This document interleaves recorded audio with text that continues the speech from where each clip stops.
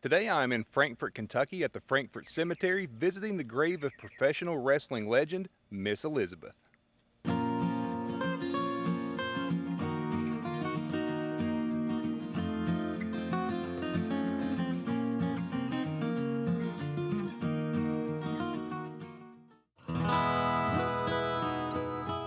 Born November 19, 1960 in Frankfort, Kentucky, Elizabeth Ann Hewlett first made her way to local TV screens in the early 1980s. With a degree in communications from the University of Kentucky, Hewlett became an announcer for International Championship Wrestling. International Championship Wrestling was a promotion based in Lexington, Kentucky, operated by Angelo Poffo. Angelo Poffo was the father of Randy Poffo, who would eventually become known as the Macho Man Randy Savage. Elizabeth and Randy would marry in 1984. In 1985, Randy would sign with the World Wrestling Federation, at that time known as the WWF.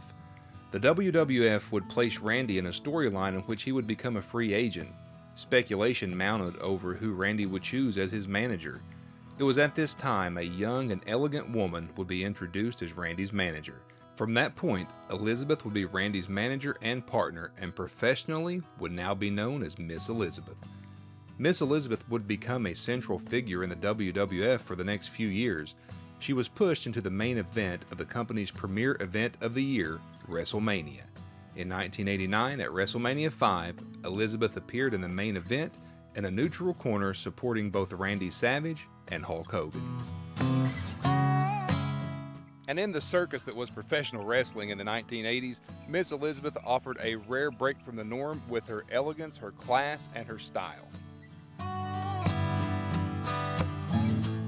Elizabeth would remain active in wrestling for several years.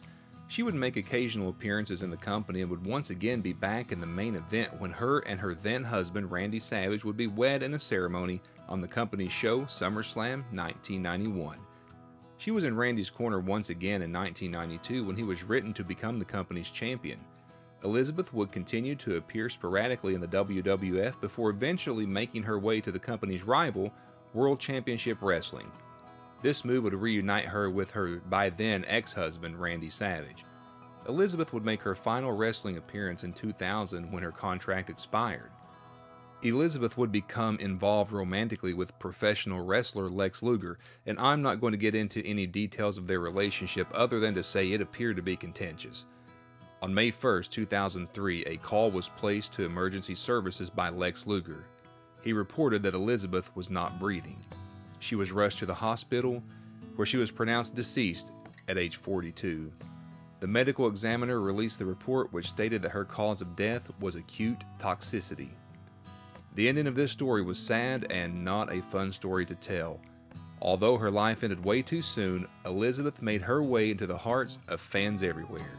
She will always fondly be remembered as the First Lady of Wrestling. Thanks for joining me today as we visited the final resting place of Miss Elizabeth. I love finding the history and the stories of wherever my journey takes me. Thank you for watching, and please click subscribe to join me on my future journeys. I want to thank you for watching. Please leave a comment and let me know what you think. If you were a fan, leave a memory of Elizabeth. A special thank you to the one who traveled with me to film this visit. Your support is amazing. I will see you all again soon.